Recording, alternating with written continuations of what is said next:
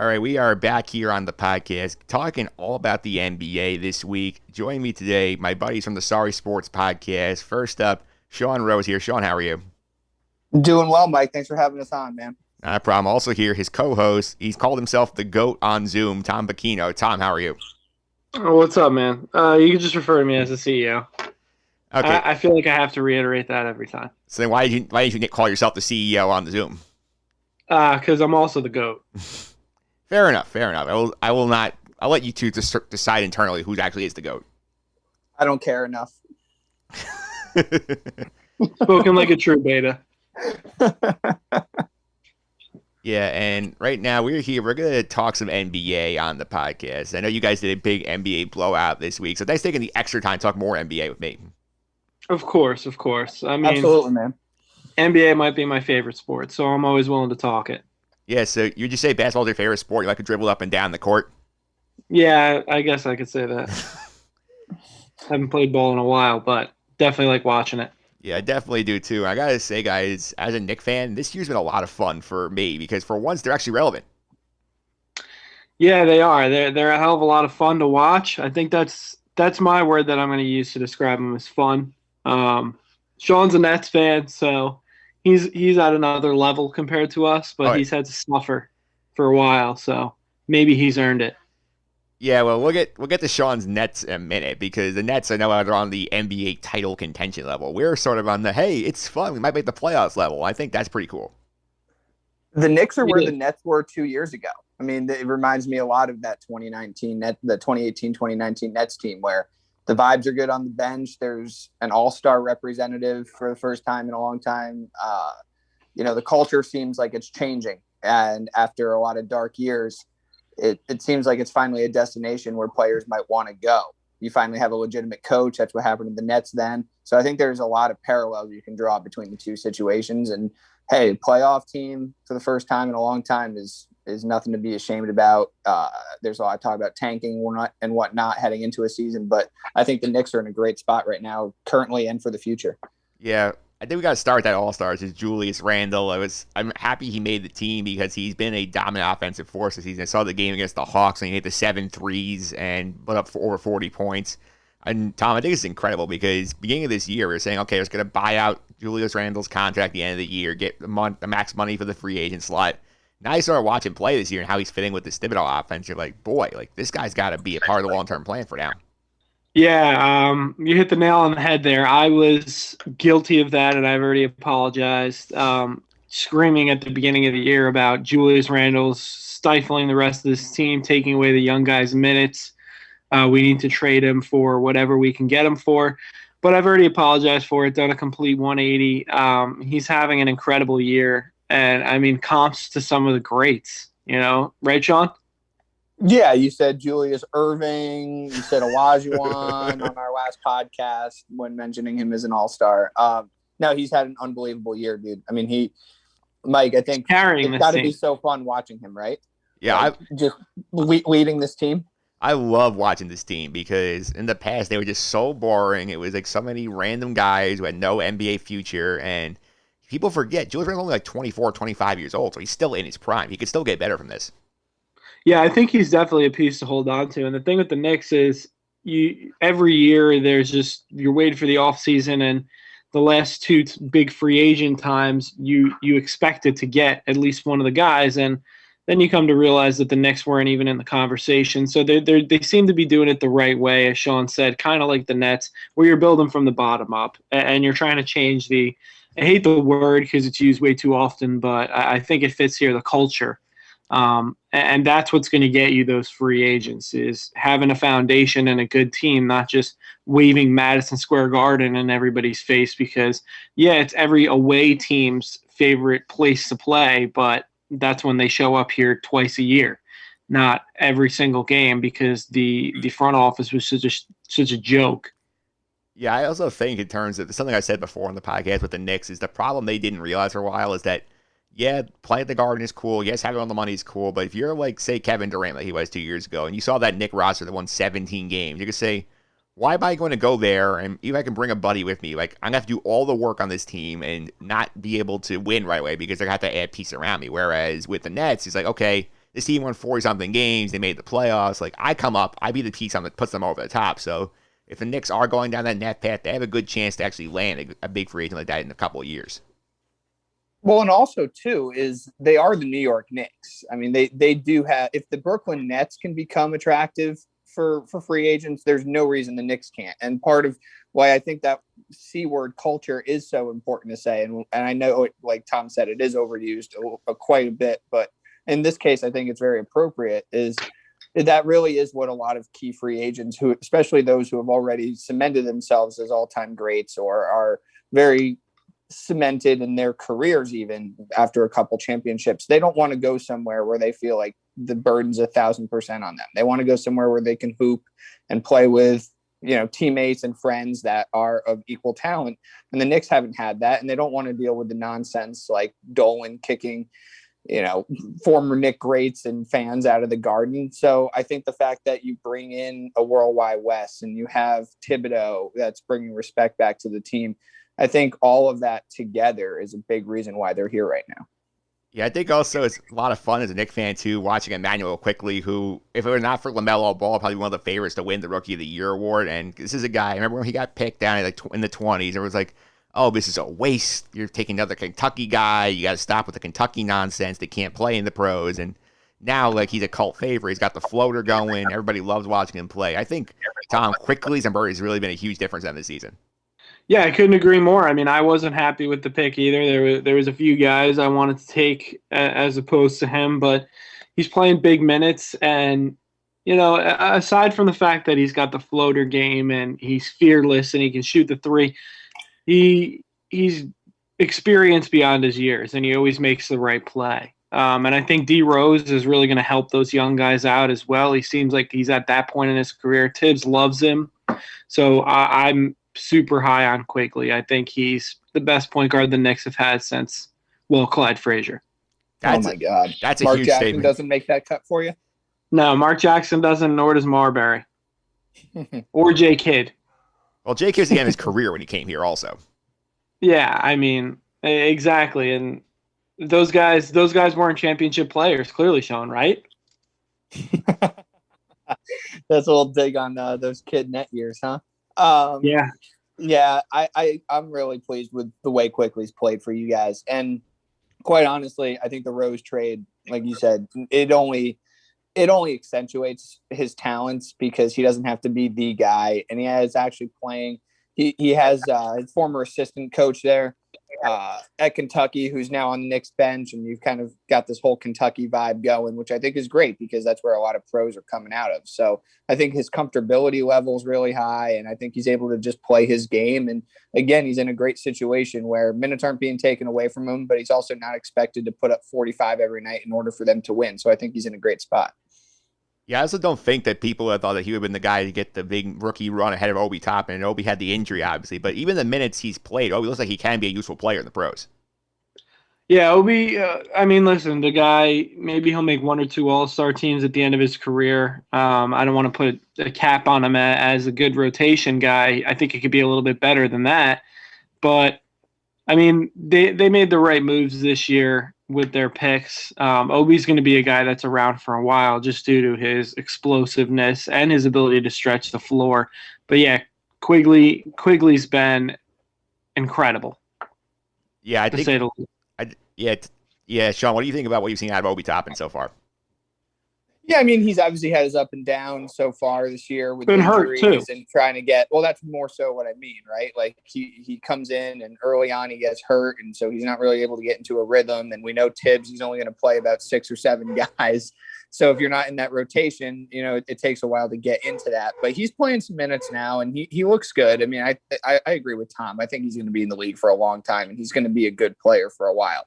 He may not be unbelievable, but if you look back 10 years from now and he's a 10-year pro and a guy that puts up serviceable numbers on good teams, I think he does a lot of intangible things too to help teams win. Yeah, he does. And I also think what's also phenomenal about this group is that they actually play defense. I mean, the way the Knicks were in the past, Tibbs, baby. They play defense like they were actually social distancing before it was actually a proper thing to do in society. And now they're actually aggressive on that end. They close out. They rotate. They play defense so well. It makes such a big difference. I haven't seen a Knicks team play like defense like this since the mid-'90s. I think Tibbs has had a tremendous impact on this team. Go back to the culture word. He's completely done a 180 on it. And, I mean, we all know if you go back, the Timberwolves were somewhat of an aberration just because I don't think Cat wanted to play any defense or anything to do with it, and that's why Jimmy Butler left eventually. But if you look at those Bulls teams, that's the thing that they're known best for, is grinding it out on every single possession and playing defense, and that's what Tibbs is known for ultimately. Yeah, Sean, any thoughts on Tibbs? Tom hit the nail on the head, man. I mean, honestly, this is why you bring him in. And there obviously needed to be a change. There needed to be an accountability with this group, with this team. And it's a perfect mix of veterans who are trying to revive their careers and young players who are trying to take that next step. And he's not going to let any of them coast. If you don't play defense and you don't play hard every night, you're not going to play. And there's no superstar on this team that is Julius Randle. Okay, relax. That's going to have a back and forth with Tibbs, So I think he was the perfect move at the time. Tom and I spoke about it at length, and this is a reflection of a Thibodeau coach team. They play hard, they play defense, and no team walking into MSG is going to have an easy time. Yeah, I think with Tibbs, you can also point to two guys taking big leaps under him this year, and it's R.J. Barrett and Mitchell Robinson. Because last year, Mitchell Robinson couldn't stay on the floor because of all the fouls he was committing. Now before he got hurt, he was actually staying on the floor. He wasn't blocking any shots, but he's actually not committing as many fouls and becoming more of a true defensive presence down there. And R.J. Barrett has gotten a lot more efficient as an offensive player. He's a willing defender. I feel like he's done a good job getting more out of those two guys. Yeah, R.J. Barrett is a dog on defense. And then you're right about the Mitchell Robinson thing. I think they taught him that he doesn't need to commit a foul attempting to block a shot. His presence alone is going to alter shots, and he's done a great job with that, being able to stay in the game. And the other point on Tibbs is he may wear out his welcome on superstar teams. If the Knicks ever get to the Nets point, maybe they'll have to move on to another coach. But he's a perfect guy to build a foundation because all these young guys are going to respect him. They're going to listen to him. And the proof is right there. The Knicks are in the playoffs because of him and because of the culture that he's building. I keep saying the culture word. I'm sorry, guys. I'll try and cut it out. No, in this case, though, I think you're 1,000% right, Mike? Like, you're watching all the games. You're finally able to see a team that you're proud of to watch on the floor. And it's a hallmark. I mean, they really take on that persona of Thibodeau on the floor. Yeah, this is something else that the Knicks fans love, because Knicks fans love those 90 teams who really basically like smash you in the mouth, like play hard defense, like play this rugged brand basketball. And you're getting a version of that with this team that also is able to generate things offensively. It's a lot of fun. I do think it's interesting to see them. When we go into this year, I mean, I was talking to Mike Workman off the Athletic before the season. He was saying, hey, our goal, if you're a Knicks fan this year, your goal is going to be, let's see improvement from the young guys. Shouldn't expect the playoffs. Maybe you're competing. But right now, I mean, they're in the playoffs, clear of the play-in tournament, which right now I get their second half schedule is tough, but like if you're sitting there, you have to look at the East and say, boy, if we don't make at least the play-in, it's a disappointment. Let me ask you guys this, both as Knicks fans. Is there any reason that you can't be better, even without a trade? I mean, obviously, if the other teams make a trade, sure. But right now, as the rosters currently stand, is there any reason that you guys can't be better than the Raptors or the Heat or the Bulls or the Hornets? I mean, look, they're in a play-in tournament right now at that 7 seed because it's 7 through 10. But I like my chances against any of those teams that you just mentioned in a series. I mean, the Heat are obviously in shambles this year. I think that a combination of injuries with the short turnaround of the season and COVID has really killed their season. They might have a run in them, but I think that they could beat any of those teams that you mentioned outside of the top 3 in a series. I mean, I wouldn't bet on it, but I could definitely see it happening. I wouldn't count them out. Now, I think personally with me, I think with them, it's like if they don't at least make the play-in, I think that's a disappointment considering the way they started the year. I get their schedule's harder the second half, and they have some brutal road trips in there, but there's enough talent here where like they should give anybody outside of the top 3 a real run for their money in the playoffs. Couldn't agree more. I think a 10 seed into that play-in tournament is like the basement for us. Anything else, I'm going to be really sad. Yeah, if they somehow miss, you hope you get the lottery luck and you end up with Kate Cunningham or one of these other top college guys. But you should not have to worry about this. You have to hope that maybe the Mavs pick ends up being that for you. I totally agree, and it's refreshing to do a Knicks podcast without, or at least a segment of a podcast talking about the Knicks where it's not about tanking and what draft pick you're getting halfway through the season. Yeah, because right now we're not even thinking about the lottery. Think about what do you have to do to maintain the playoff positioning, like what kind of trips you have. It's nice to actually have the focus be on the court and not staring at a college basketball game saying, "Oh, think he look good in orange and blue." Yeah, exactly. Yeah. Speaking of a team that's in the playoff hunt, but well above the Knicks are, let's go to Sean's Brooklyn Nets. And I got to say, this whole season we changed the James Harden trade. And Sean, I know you're a big net guy. When you saw the package they gave up, what was your immediate reaction to it? Yeah, obviously it was sad to see Karras and Allen go. I could not have possibly cared less about Taurean Prince and the draft picks because the Nets are hopefully never going to be in a position where those picks matter all that much. But LeVert and Allen were big reasons for why the Nets are where they are. But that it's a superstar driven league, and in order to get superstars, you got to give up good players, and that's what they did. But it was well worth it. And I'm sure, we'll talk extensively about what it's meant for this team and what the position is now for the Nets. But that was my initial reaction when I saw the move. Yeah, I saw the James Harden trade, and I've seen, I know it's not thrilled how he forced his way out of Houston because, obviously, his game is sort of a ball-dominant offensive game. But from what I've seen from when he's played in Brooklyn, he's been more willing as a passer. He's been not as ball-dominant there. He's been willing to play at the point, which helped Kyrie out a little bit. I think it's made them a more dynamic offense. A lot of fun to watch them. 100%. And as for the trade, I mean, giving up Allen was, in my opinion, stupid. They could really use him. And what did you guys get, Sean? What do you mean? What did you get for Allen in that separate trade? Well, it was all the teams were connected, so. But you didn't have to give him up. I think we did. I think from what I got, it was to get another asset to send to the Rockets, as I believe. Well, he went over to Cleveland, but that was because the Nets didn't have enough on their own to send to Houston. So it was part of that Oladipo deal also. So I think all those moves were kind of together, and Cleveland, who was accumulating a couple of assets, they really wanted Allen. Listen, I think I don't think they should have given him up a way to get this deal done without that. But with that being said, you have to make that deal. And James Harden's completely changed his game. And this team is, I think I might have to say it. This team may be the best and most diverse and toughest offensive team of all time. That's a big statement. Yeah, I mean, you could come at me with the Warriors, absolutely, but can you name three? Can you name three top probably 6 scorers in the league? Two. Kevin Durant's probably the best scoring forward of all time, and James Harden's probably a top 4 scoring guard of all time, and then Kyrie is the most coordinated guard finishing ever.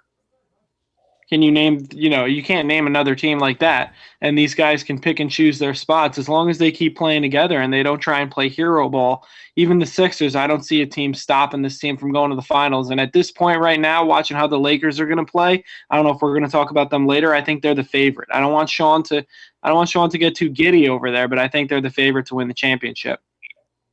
I think the thing you have to be encouraged about, Sean, is obviously when they went on that trip to the Pacific Division, played all 5 games without Kevin Durant, swept all 5. I think that's the moment you guys say, "Wow, this team could really be special," because we did this without KD.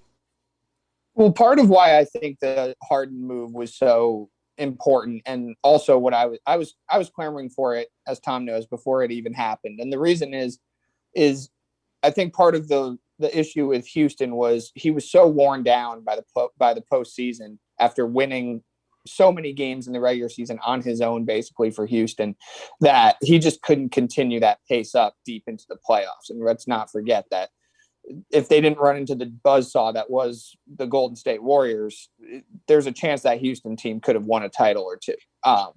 But the Nets didn't have another guy on their roster with the flakiness of Kyrie, with the Durant not trying to push him too much. He's been sidelined with a hamstring. James Harden will play every single night and he can win you a game on his own, like he did in Phoenix a couple weeks ago. And the Nets didn't have another guy like that. And if you're all in already with Kyrie and KD, you might as well go absolutely all in. And I thought the move made sense from that perspective. He's amazing to watch. Yeah, he's a lot of fun to watch. The one thing you have to worry about as a Net fan, I'm sure you are, is just like the fact that the defense of this group at times has been so abysmal. I mean, you had games you have almost 150 points to Washington Wizards. You struggle against some of the bottom division teams because the intensity just isn't there. I feel that defense is probably the biggest issue they have. I think the defense is never going to be great with this team, but it might not have to be, because to Tom's point before, Mike, we've never seen offensive firepower like this. I mean, they might give up 120, but they'll score 140 every night. And really what in the NBA was most important is being able to get stops late. And they have shown they can do that against the Clippers, against the Bucks, against other teams. They did kill the Magic the other night, so they're starting to beat up on those lesser teams again.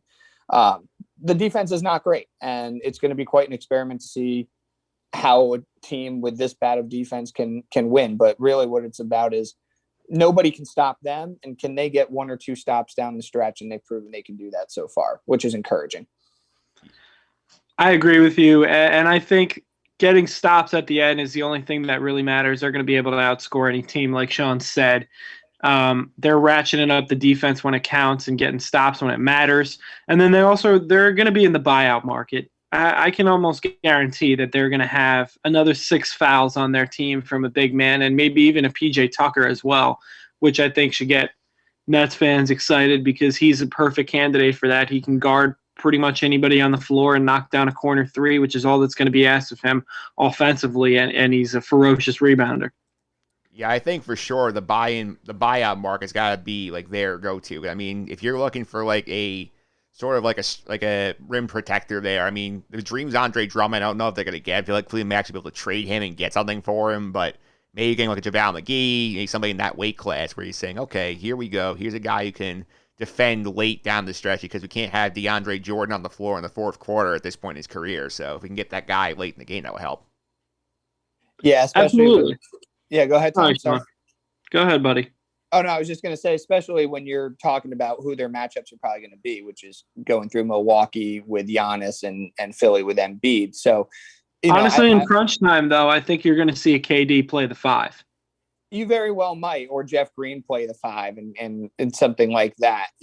The guy that I have on my mind, in addition to JaVale McGee, which I don't think would take more than 2 seconds to get, is Blake Griffin. And I know people are going to kind of roll their eyes at that because we're thinking of Blake with Detroit. Well, if you can ask Blake to play 12 to 18 minutes a night, he can stretch the floor. He's a great passer.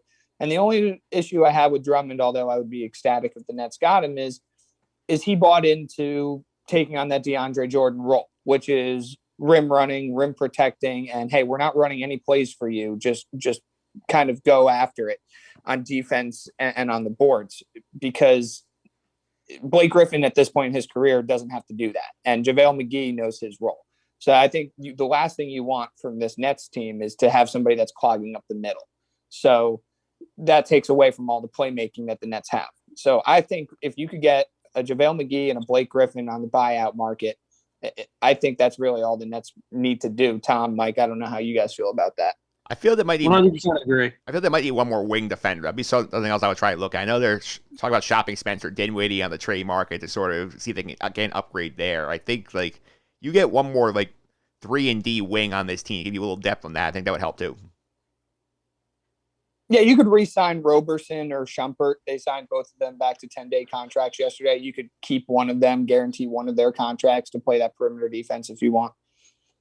Yeah, I think that. Yeah, I think Roberson's going to be the guy there. He's looked pretty good, and he can knock down a corner 3 as well. Yeah, I think so. I think we're pretty much all agreeing here. I think the upside for them is pretty much like they are top tier NBA title contenders. I feel like, especially this year when the East is so down, there's only like really 3 really good teams in it. If they don't get there, it's disappointment. I'm going to say 2. I watched Milwaukee. I don't know what you guys think. I know they put up great regular season stats and whatnot. I just don't see it from this team. I don't put them in the same class as Philly and Brooklyn. I mean, the simple question you got to ask is either playing Philly or Brooklyn in a 7-game series, do you think that Milwaukee can hang with them? And my answer is no. I don't see Chris Middleton rising to the occasion, and I don't think Drew Holiday has enough. And you've seen they'll just build a wall against Giannis, and Coach Bud down there doesn't really seem to be able to draw anything up to oppose that. I mean, the last 2 years, 1 year, fine. Maybe you didn't know it was coming, but 2 years in a row they build a wall against Giannis and you can't figure it out. I don't see the Bucks making it past either the Philly or the Nets. Yeah, and two is you got to think about closing lineups, right? I mean, right now with Philly, you're closing with you've got shooting around Embiid and Simmons with Curry and Harris. I'd love a Kyle Lowry Green. trade to Philly as well. Yes, he would make a huge difference, and he's a Nets killer. And then for the Nets right now, is your closing lineup is even if it is DeAndre, which it probably isn't going to be, but you still have Green or Brown with Durant, Harris, Kyrie, and Harden. I mean, Milwaukee just doesn't have the arsenal. I mean, do you really want DiVincenzo and Brook Lopez and any of those guys closing out games for you? I certainly don't. I think the simple fact is name your 3 best players and then name their 3 best players. I think I'm going to go with Durant, Harden, and Kyrie over Middleton, Holiday, and even Giannis. Agreed. Yeah, let's go to the Bucks for me because the last couple years have been down at the regular season and they sort of fell apart in the playoffs, lost in the bubble in the second round, lost to the Raptors in the conference finals the year before that. And this year, I mean, I don't know what it is then, but like something is missing with that team. I know they made the big Drew Holiday trade, try and get Giannis signed the super max, keep him there long term, but like something just doesn't fit together. I don't know what it is. I kept watching them a couple of times. I can't figure out what's missing with that team. They don't have a closer. They don't have a guy that you can get the ball to. I mean, Drew Holiday's a great player, excellent defender, and he can score the ball, but they don't have a guy that's going to be able to, if we need a bucket with 15 seconds left to put the ball in the hole. Giannis is not that. I don't even think he's in the top 10 to do that. So they just do not have that guy that they can dump the ball into and to go get a bucket. And until they get that guy, and listen, they gave up a shit. Sorry, I know we can't curse on this podcast. My bad. They gave up a ton to get Drew Holiday. They don't even have it. So I think this team, you know what, long-term prediction and short-term prediction this year, I think they're going to lose to one of these 2 teams in the playoffs, whether it be the second round or the conference finals. And then long-term prediction, I think Giannis is probably going to leave in the next few years because they're not going to be able to get that second guy that's truly deserving of that to play alongside him. Yeah, I'm with you. It's Mike, it's really interesting watching this team because, like Tom said, they don't have a closer. They also gave up a king's ransom for Drew Holiday, who's a great player in his own right, but he's not a transcendent game-changing guy. So they also don't have the capital now to go out and acquire another really good player. They don't have the draft picks. They don't have the talent on the floor. And they're kind of pigeonholed into this weird situation where, I mean, Tom and I have talked about it extensively on our pod. I don't think a player as good as Giannis is, I don't think a player of his mold can be the best player on a championship team in today's NBA. It's plain and simple. And it doesn't even matter really how great he is. It's more or less that's just what the league is. You build the wall around him and you say, okay, get as many 2 points as you want, and we're going to make sure that your complementary pieces can't beat us, and that's where Milwaukee's going to fold. Yeah, I feel like the problem with him is that he's never really developed that outside jump shot, making himself a real threat where you can't just collapse on him as soon as he attacks the lane. Whereas, like, if he learned how to jump, like, make him a more consistent outside shooter, I feel like they would become a much more dangerous team than they are right now because they do have the guys who can space around him. But, like, right now, all is, okay, we'll just collapse on him when he comes in the lane. We don't have to worry about him beating us from the outside. I don't even think it's, I mean, I agree with you. Of course, everyone would love to see Giannis with an outside jump shot. Then that puts him into, a different tier of player. We're talking top 10 player of all time if he can develop a 30+% 3-point shot. But the other problem is the coaching. I mean, clearly it's not working. And if Giannis could just develop a low post game and they could work the ball through him there and kind of have Middleton and Holiday be primary ball handlers and that space the floor a little bit more, I think they'd be able to score the ball much more consistently than have Giannis take the ball up and just dribble as hard as he can into four guys standing at the free throw line, which is basically what happens on most crunch time possessions for them. So I think I agree with you. It would be nice to see him do that, but he doesn't even need to jump to that. I think if they just change their offensive game a little bit and work the ball through other people to get the ball to Giannis a little bit later in the shot clock, they would be able to more efficiently score. But the other point is, I think, like we've already said, Middleton and Holiday are great number 3 players, but they are not number 2 players or guys that are going to be able to take the game into their own hands. And until they can get that, they're not going to win a title. Yeah, let's go to the other East contenders. Go to Philly for next. I'll admit they're a bit of a blind side for me because I've not seen much of the Sixers this year. So, like, obviously I know Embiid's having a breakout season, becoming one of the best, probably the best big men in the NBA right now, in my opinion. So, like, what do you think about Philly's chances here to get to the NBA Finals? I think they're good. Tom picked them, right, man, to before the season started to make the NBA Finals out of the East. I think this team is, first of all, they're unbeatable at home, even with no real home crowd advantage. They are relentlessly good at home. But I think that Doc, I don't think he's a great coach, but I think he's the perfect coach for this situation. And we finally get to see Embiid and Simmons coexist on a level that they're both bought into. And I think the biggest thing that they did this offseason was they committed themselves to surrounding those two superstars with outside shooting. And they did that. And Seth Curry and Danny Green, and Tobias Harris is more open now. You get rid of Horford, who was kind of clogging up the middle and didn't really have a space last year. Between the coaching and the ancillary pieces being a better fit than what they had in the past, this team is really, really good. And I think we're on a collision course for Brooklyn, Philly. I don't know who wins that series. I'm not as confident about the Nets because they have no answer for Embiid. Maybe it doesn't matter, but as long as they're healthy, Philly's one of the top 3-4 teams in the entire NBA. Yeah, I mean, I am a genius. I did pick them to go to the finals, but right now I do have I do have the Nets beating them in a 7-game series because Embiid, the point is Embiid could get his 50 points, 50, whatever you want. It's just the Nets are going to be able to outscore everybody else. They're going to let him get that. And then you just need more out of the other players. Now, Ben Simmons, when Embiid was out, did drop 40, so he's definitely showing that if needed, he can score the basketball. I really like what this team's doing. Like Sean said, Harris is having a great year. He can create offense for himself or hit an open jumper, and then just getting more shooting around them is really what's put this team at the next level and got them playing at a 1 seed in the East. Yeah, do you think that anybody outside this top 3 can make a run in the East? Because I know, like, obviously the Celtics have talent, they've underachieved. Same for the Heat and same for the Raptors. But, like, do you think there's anybody? Would you take the top 3 or the field for like a spot in the Eastern Conference Finals? Do you think there's anybody outside that big 3 is gonna get there? I'd take the top 2. There's no big 3. There's a big 2. Honestly. I want to touch on something, Mike, real fast too, if I may, that Tom brought up in passing earlier about a possible Kyle Lowry trade to Philly. I think if there's a way that they can somehow pry him from Toronto, they do become the team to beat in the East, regardless of what the Nets end up doing at the deadline or at the buyout market, because I think he takes an already dynamic offense and makes him that much more potent. And he's a Nets killer and he's playoff proven. Tom, you love the term battle tested, finals battle tested.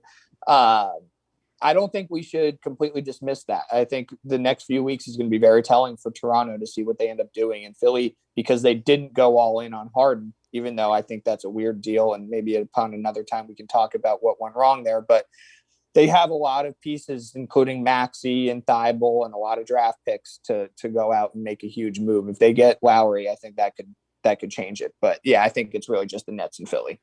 Yeah, let's go to the West for a couple of minutes here. Let's start with the Lakers. Obviously, like when everybody was healthy this year, they looked like, oh my God, they got better from last year's title team. They had better role players. LeBron's still playing at the MVP level. Anthony Davis has been a tremendous player down low. I feel like they sort of like have been kind of just coasting through the regular season a bit, in my opinion, because they're like, okay, this doesn't matter. AD's hurt. We'll let him get healthy, get to the finals. What have you thought about the Lakers so far? I think this AD injury isn't going away. I mean, I think that they're going to nurse it as much as they can, but AD's already one of the most injury-prone guys in the league. It seems like he comes up limping on every 3 possessions. And I don't think it's going away. And I still think the Lakers are going to be able to make it at the very least to the conference finals. But I don't think they're as much of a runaway favorite as they were with a healthy AD, LeBron playing at a most likely MVP level, and then those ancillary pieces playing pretty well. I think some of the other teams in the standings have entered into the conversation as well. Yeah, the Lakers to me are still the team to beat in the West.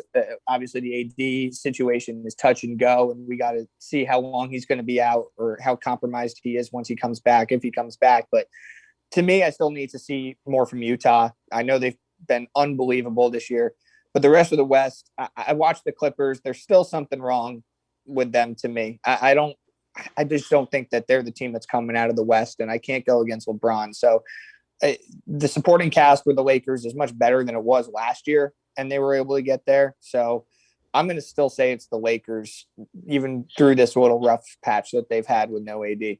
Yeah, he touches on 2 other teams I think are interesting here. Utah, to me, is one that I'm fascinated by because this is one of those things in the NBA you don't see too often where it's basically the exact same cast of guys back year to year, no coaching change. All of a sudden, they seem to have just taken their game to another level like the Nuggets did a couple of years back. But those teams, I feel like, almost never take that final step and beat the superstars and get to the finals. Do you think there's anything different with Utah that could make them break that trend? Yeah, I think that they have a lot more continuity. Last year, Conley was trying to feel his way into a different team after being on Memphis for what seemed like 100 years. He's playing extremely efficiently this year was a borderline all-star.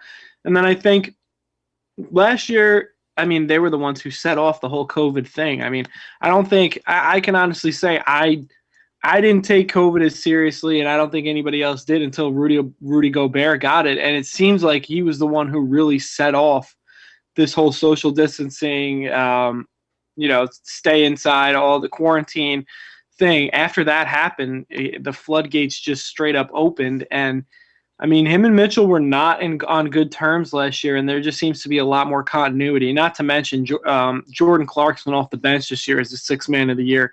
He's playing at a high level. This team just has a lot more continuity, and I think that they have a very good chance to make it to the conference finals. Depending on how the seeding goes, they may be able to avoid either the Lakers or the Clippers if it stays this way until the conference finals, and the Lakers and the Clippers would have to play each other earlier. So I could see them going to the conference finals for sure, but I still have the Lakers as a slight favorite to go to the finals. Bogdanovich being healthy too after the wrist surgery is huge because he changes a lot. Ingles is a really big playmaker for them. This team has the talent to do it. I just need to see it before I can anoint them as the team to beat in the West. Yeah, it's like for me, it's like my comp with them is still, I think, what happened with Denver a few years back when they had all these interesting pieces. They still have Nikola Jokic, they had all the shooting outside, and then they get to the conference finals and they just get smoked by the Lakers. So, like, it's one of those things where it's like, I want to see Utah do it in a big spot against LeBron. Like, until then, I can't buy it. Yeah, they're kind of my West version of Milwaukee. Like, I need to see you do it. No, I don't care how good your regular season is. I need to see you do it in the playoffs against teams that are similar talent-wise in a best-of-7 series on a regular basis. And until they do that, I can't say that they're the team to beat or that the Lakers are, suddenly underdogs. Yeah, the other one that caught my eye out west is obviously the Clippers. They got to make the coaching change. Doc is out, Ty Lue is in. They're trying to sort of, redo the career there. I feel like they've been quiet. I feel like last year all I heard about was, we're taking back LA. It's our town now. I feel like them being quiet and sort of worrying about what's going on the court is helping them out a bit. For sure. I think this team was kind of thrown together into the bubble anyways. They didn't really know each other. It was basically a brand new team from the year before. And I think that Paul George is playing at a much higher level this year. Whether that translates into the playoffs, we're going to have to wait and see. That's my thing with them is I need to see Paul George do it when it actually matters. That's my only qualm with them because we obviously know Kawhi can get it done when it needs to get done. Yeah, to me, I still have a lot of questions about them. I still don't look at a team that is this a team that in a best of 7 is undoubtedly the best team even early in the playoffs. And I don't know. There's still something there with Paul George and Kawhi that I don't think is quite right. I don't Also love at your guard position, if you're going at him with Lou Williams and Pat Beverly, that really doesn't Reggie bring Jackson. a lot of confidence out in me. Yeah, exactly, man. I was just you beat me to the point. Is I don't like their guard situation at all. I mean, you also have Reggie Jackson. I mean, Luke Kennard, I know he's not a guard, but they traded for him and spent $68 million on him, and he hardly plays. So I don't know what flexibility they have with assets or with anybody on their roster. Maybe you can trade a little Williams, but yeah, so they're in a tough spot. This is kind of the team that they're going to go to war with, and I don't think it's good enough, honestly. I would definitely take Utah, the Lakers. I know they haven't been great. I still might take Denver over them, and I still would probably, if they're fully healthy, I don't know about Phoenix, but fully healthy, I would take Portland over them too. I think this thing with with the West is obviously you got like your big three up top, and then there's a lot of options below that to sort of get in that fourth spot for the conference semifinals. It'll depend on the matchups because, as you said, Phoenix very exciting. Chris Paul's done a lot to help this team build on its run of the bubble when they went 8-0 and get into position to basically they're the 4 seed right now in the West, and I feel like they can maintain at least a top 8 spot based on where they're playing. I think it'd be a lot of fun to see if New Orleans can finally get into the play-in tournament and see Zion get into the playoff spotlight. That'd be fun too. One of the weirdest rosters in the league. Yeah. Yeah, but I mean, the Pelicans have kind of figured it out, playing the ball through Zion and letting Lonzo kind of be an off-the-ball type player and getting Steven Adams out of the paint. Finally, Stan Van Gundy decided to wake up and smell the roses. And then what about the Spurs, boys? They're still in this. Yeah, all hail Popovich. Yeah. Yeah, when you have Pop, you always have a shot of being a playoff team, but they don't have enough firepower for me. I think they're a first round playoff team, and hey, good for them. But I can't see them beating any of those other teams in the best. No, not at all. Not at all. I don't think they're a championship contender. Honestly, my top teams are probably the Lakers, Jazz, and then the Nuggets too. They have a run in them. The Nuggets. Yeah, and we've seen Murray when it's most important in the playoffs. He puts up huge numbers. Yeah, the Nuggets feel like one of those teams sort of just coasting through the regular season too. I know they had I think they had some issues with the stuff going on, but I mean, I think that this is sort of a team where they made the conference final last year, and they're like, man, we're so far away from this. All we got to do is just get in the playoffs, and then we'll just turn and flip the switch and beyond. I feel like that's sort of what's going on over there. I agree, and they got a move or two in them too. Yeah, I think. Yeah, they've got a lot of capital. Plus, you had Nikola Jokic, who's probably the most fascinating big man in the NBA to watch play. So I think that's always entertaining. That one of the most fascinating players alone. Yeah. He's having a great year. Yeah, it's definitely been a lot of fun. I've been more into the NBA this year. Before I let you guys go, obviously you have the All-Star game coming up here this weekend. Did you feel it was necessary, and are you looking forward to it? Necessary is that's a interesting word. I was anti All-Star game just because of what's going on in the world right now. COVID is still a major presence in everyone's lives. I understood why, though. The NBA needs to make some money. And like Sean said, Turner is in Atlanta. This is going to be a massive weekend for them. Necessary, probably not. I was very much against it, especially the way they went about it. The NBA has kind of jerked the players around since the bubble, since the Lakers won the title, saying, oh, it's going to be a 3 to 4 month layoff. Then they come back in 8 weeks. And then they one of their basically what they said was, we're not going to have the All-Star game. You guys are going to have 12 days off. And then they turn around and say, no, we're playing the All-Star game as a money grab. So the way they went about it was kind of messed up, but I still think it'll be fun, and I think most of the players are actually going to go. Yeah, I echo everything Tom said. We've talked about it on our podcast. I can't really talk this morning, as you can hear. It's a struggle for you, man. It's all right. It's early. But yeah, Mike, I think it's a tough situation to be in. And I agree with Tom from the standpoint of I think they should have just been a little bit more transparent and honest with the players off the bat. And if you used it as hey, we're not going to plan an All-Star game, but we'd like to have one. And if health and safety protocols are working and the league's going well, this is obviously something that we'd like to be able to do. I think the players feel a little I think they feel a little, I don't know, bent out of shape about it because the league said there's not going to be one. And now all of a sudden there is one. So I think the league could have handled it better, but they did get authorization from Chris Paul, who's the president of the Players Association, and he agreed to have one. So I guess if you get Chris Paul to sign off on it, everything's all good. There's not going to be any fanfare. There's no parties. There's nothing like that. So I think at the end of the day, it's a fine situation as long as everybody gets out of there, and just be careful of Magic City because I don't want to hear any stories coming out of it. Yeah, we don't. You will, bro. I'm sure you will. I'm sure. And it's funny because it's going to be your players on the Nets. It's going to be Harden. Yeah, Harden's going to Magic. He's going to be. Yeah, he's going to be buying everything down there.